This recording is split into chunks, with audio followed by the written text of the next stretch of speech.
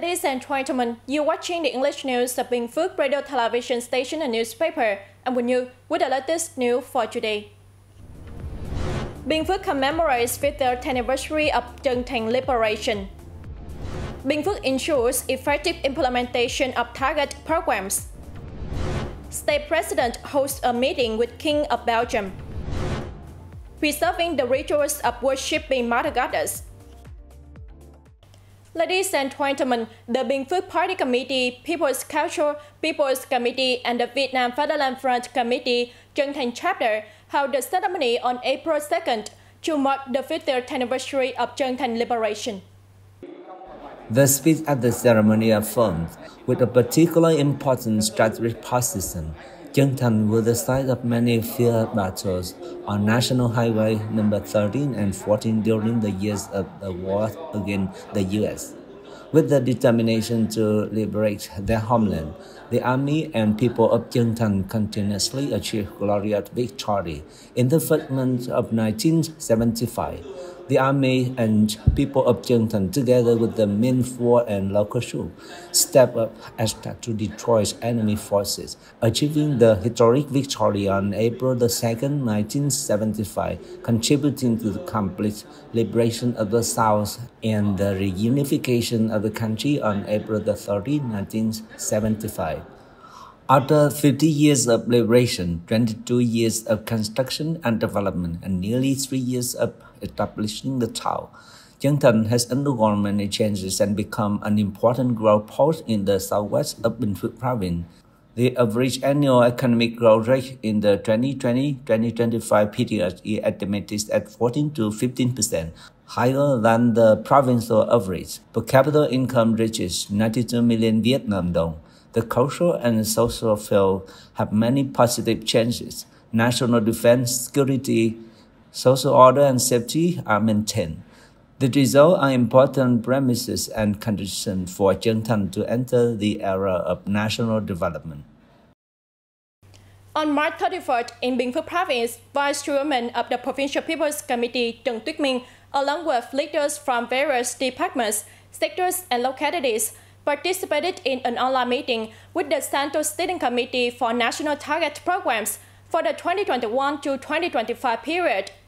The meeting focused on reviewing the implementation and preparation for the assessment of the national target programs.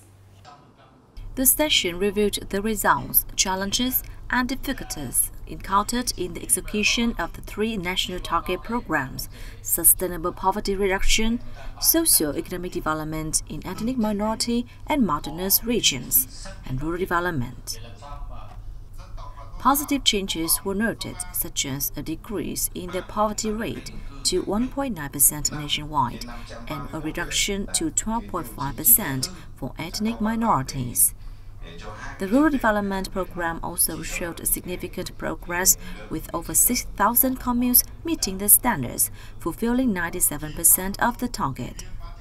6 provinces have completed their new-style rural development tasks, significantly improving rural life.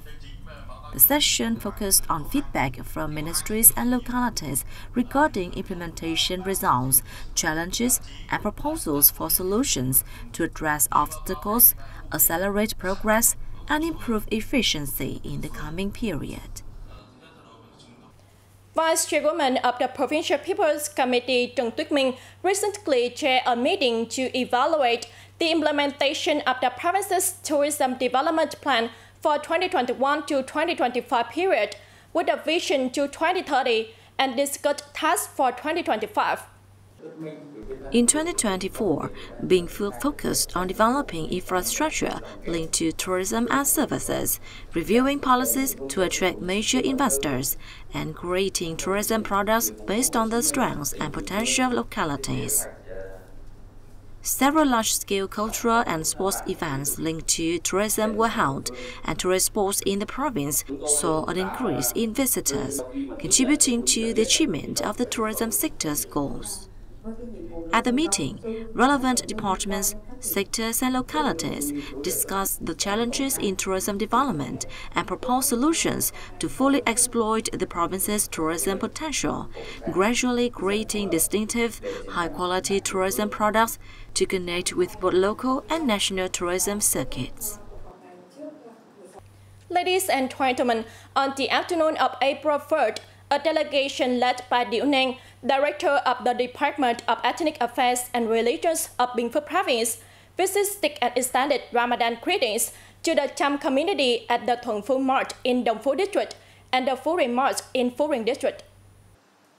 At each location, the delegation inquired about the living and working conditions of the community and offered warm wishes to religious leaders and the Cham people for a peaceful, joyful, and blessed Ramadan. The delegation also encouraged the community to continue promoting harmony, working hard, and contributing to the strengthening of national unity. This annual event is part of a plan to support the spiritual well-being, preserve and promoting the cultural heritage of ethnic minorities in Binh Phuoc Province.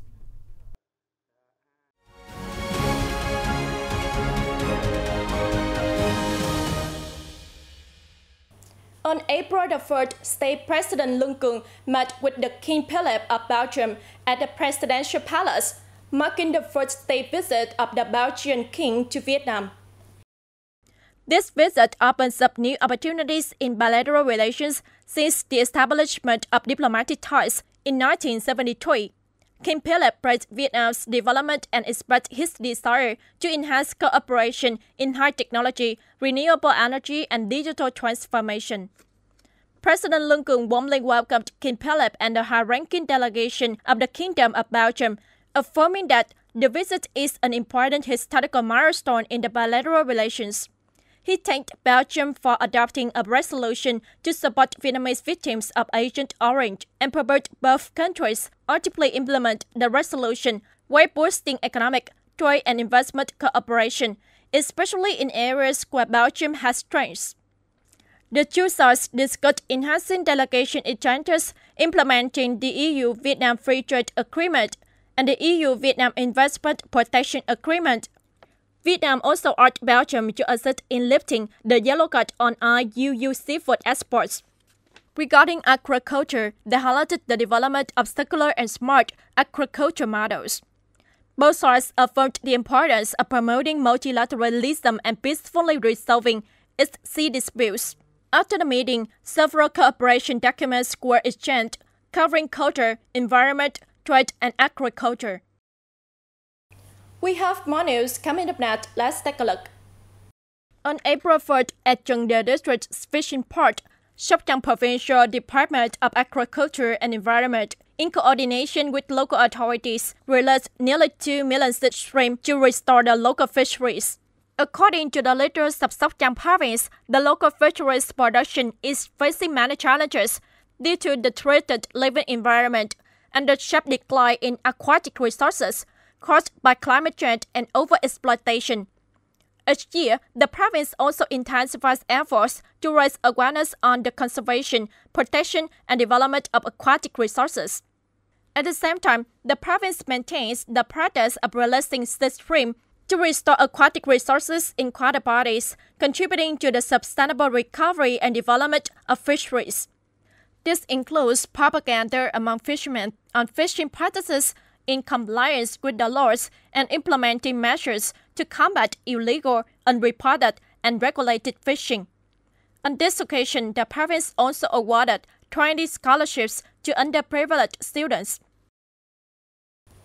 Ladies and gentlemen, on April the 3rd, on the 4th day of the 3rd lunar month, at the Mother Goddess Temple in the Tam Chúc tourist area in Hà Nam Province, the management board held the ceremony for the practice of Mother Goddess worship with the Hậu Đồng trance ritual performance by people's artisan Phạm Hải Hậu. Every year during the 3rd lunar month, Tam Chúc tourist area hosts a traditional ritual to honor the Mother Goddess. The ceremony dedicated to the goddess not only holds spiritual significance, but also plays an essential role in preserving and promoting Vietnam's intangible cultural heritage. Through this event, the Tam Chuk Torah area continues to affirm its role in connecting the past with the present, offering a sacred space to honor ancestors and reflect on one's roots. To promote the cultural value of the heritage, in addition to strictly addressing deviant behaviors and the exploitation of the belief for personal gain, the organizing committee has strengthened public awareness efforts to help the community better understand the positive value of the Mother Goddess worship, a beautiful trait in the traditional beliefs of the Vietnamese people. And that's just for this edition of BPTV News. Thank you very much for watching and see you next time.